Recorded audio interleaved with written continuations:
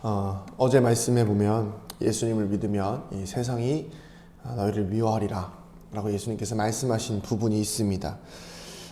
왜 그랬을까요? 이유는 간단하죠. 예수를 믿는다는 것은 우리가 하나님의 자녀가 된다는 것이고, 하나님의 자녀가 된다는 것은 공중권세 잡은 이 악한 사단 마귀의 권세로부터 벗어난다는 것을 의미합니다. 그러면 이 사단이 자신의 권력과 권세에 있는 세력을 빼앗기는 것을 싫어합니다. 그러다 보니까 이 공중권세 잡은 악한 사단 마귀의 권세가 우리를 압박하는 것이죠. 다시 자신에게로 끌어오기 위해서. 그래서 여러 가지의 상황들을 계속해서 압박하고 억압하고 힘들게 해서 결국에는 예수님을 다시 떠나게 해서, 결국에는 예수님을 믿었다가 다시 세상으로 돌아가게 되는 그런 상황을 만드는 거예요. 그래서 가끔씩 그런 이야기들 하시죠. 예수를 믿었더니 처음에는 괜찮다가 너무 별일 없는 것 같다가 집안에 일이 터지더라, 문제가 생기더라.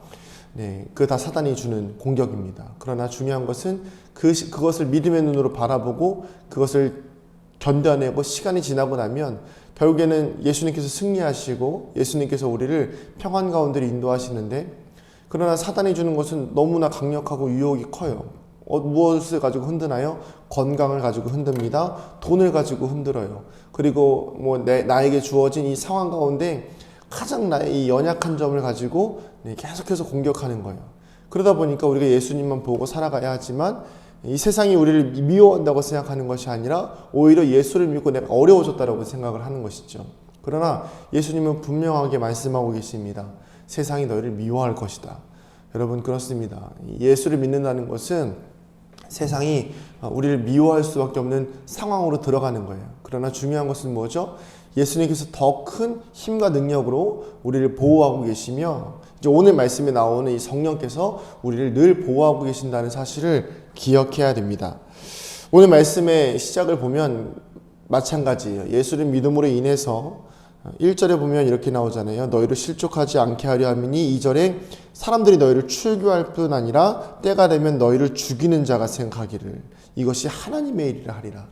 이게 무슨 얘기냐면 유대 공동체에서는, 유대 공동체 안에서는 예수님을 하나님으로 동등하게 생각하지 않을 거라는 예수님의 말씀이에요.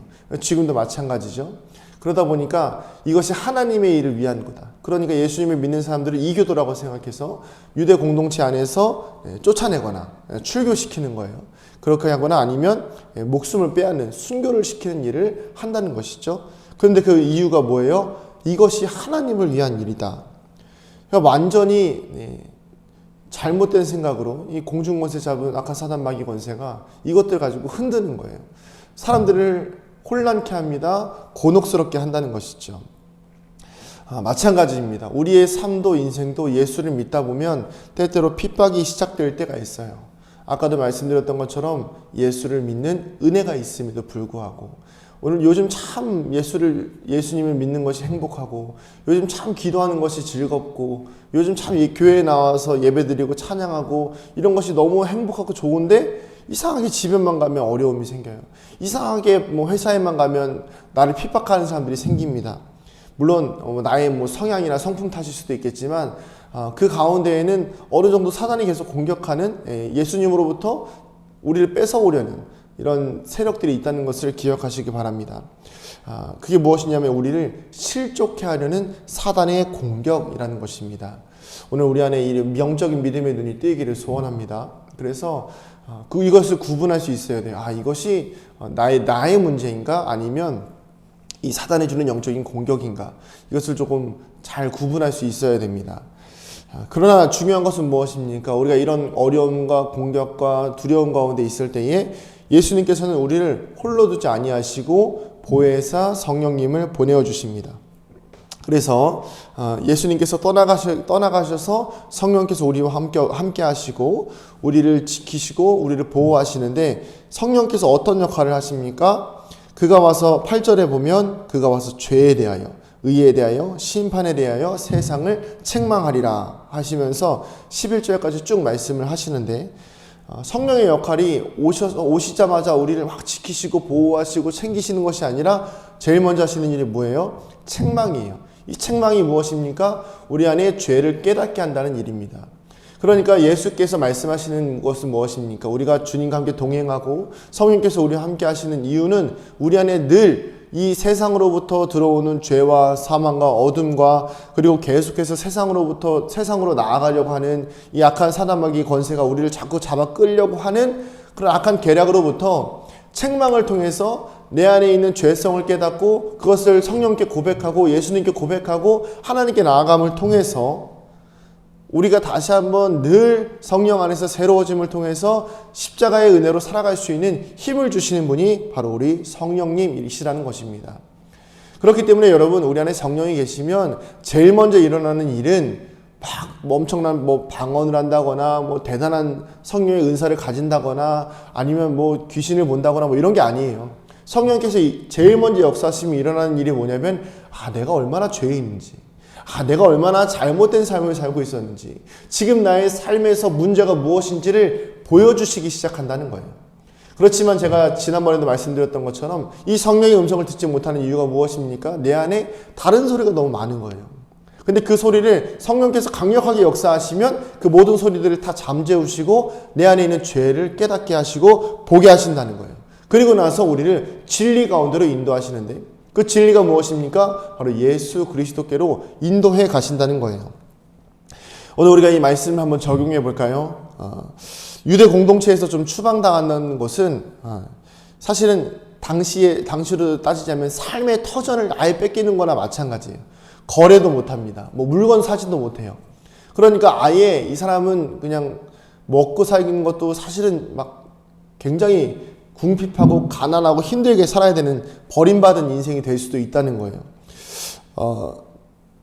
우리가 누구나 이런 삶을 살기를 원하진 않잖아요. 예수를 믿으면 뭔가 잘 돼야 되고 예수를 믿으면 잘 회복되어야 된다고 생각하지만 때때로 우리에게 이런 공격이 있을 수 있습니다. 이것은 우리가 예수를 믿기 때문에 주어지는 것이 아니라 예수를 믿었을 때에 세상이 우리를 미워해서 시작되어지는 예수님의 하나님의 자녀 되어지고 예수님의 제자 되어졌다는 증거가 시작되는 것임을 우리가 믿음의 눈으로 좀 바라봐야 합니다. 그리고 중요한 것은 무엇이냐면 성령께서 우리 안에 오셨을 때에, 그리고 예수님께서 우리에게 은혜를 주셔서 복을 주셨을 때에 이 모든 것들이 다시 회복되는 게 아니에요. 우리가 떨어졌던 유대 공동체에서 다시 들어가서 거기서 공동체 생활하고 이런 게 아니라는 겁니다. 무너졌던 건강이 다시 완전히 회복되거나 잃어버렸던 돈을 다시 다 회복하거나, 이것이 성령이 주시는 은혜가 아니라는 거예요. 성령이 오셔서 하시는 일이 무엇입니까?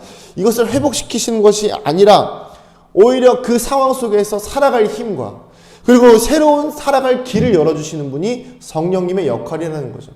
그러니까 아예 세상으로부터 떨어졌을 때에 그 떨어진 세상 가운데에서 살아갈 힘을 주시고, 누구도 나를 지켜주지 않는 그 상황 속에서 성령께서 지켜주시고, 누구도 나를 보호해주지 않는 상황 속에서 성령께서 보호해주시고, 마음이 무너지고 힘들어서 다시 세상으로 돌아가고 싶을 때에 성령께서 마음에 찔림을 주시고 성령께서 마음에 힘을 주셔서 살아갈 힘을 얻게 하시는 것이 성령의 은혜라는 것입니다.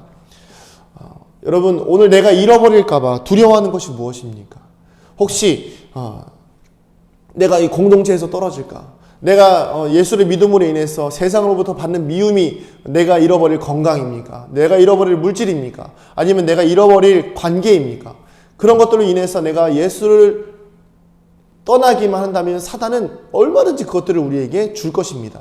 그러나 중요한 것은 무엇입니까? 예수를 따라간다는 것은, 예수를 믿는다는 것은 세상으로부터 미움을 받는 거예요. 이것은 당연한 결과입니다. 너무 그것에 대해서 연연해하거나 아쉬워하거나 안타까워하지 마시기 바랍니다.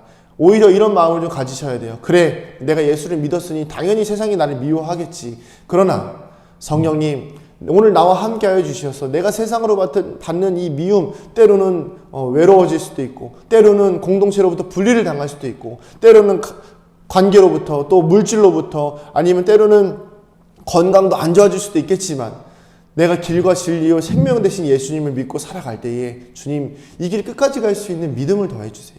주님, 성령님 늘 나와 동행해 주세요. 우리가 성령님께 이렇게 맡길 때에 주님께서 우리에게 힘 주시고 살아갈 힘을 주시며, 그리고 언젠가 우리가 주님 앞에 섰을 때에 잘했다, 착하고 충성된 종아, 이런 칭찬 받을 수 있는 저와 여러분 되기를 소원합니다. 우리 같이 기도하시겠습니다.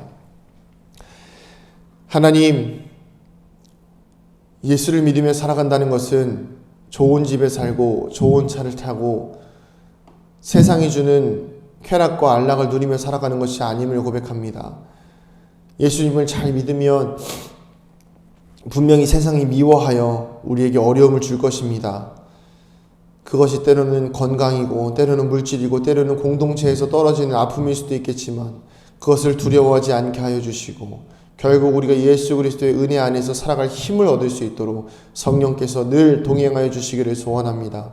우리 안에 죄를 사랑하려는 마음이 있을 때마다, 우리 안에 성령님을 벗어나려고 하는 마음이 있을 때마다 죄에 대하여 의에 대하여 우리를 책망하여 주시고 깨닫게 하여 주시사 다시 돌아갈 힘을 얻게 하여 주시고 늘 주님 앞에 나아가 새 힘 얻어 살아가는 우리 모두가 되게 하여 주시옵소서. 주여, 상황과 환경이 나아지기를 기도하기보다는 이 상황과 환경을 믿음의 눈으로 바라보고 견딜 수 있는 믿음을 구하오니 주여 우리에게 힘을 더하여 주시옵소서. 감사드리며 사랑이 많으신 예수님의 이름으로 기도드립니다. 아멘.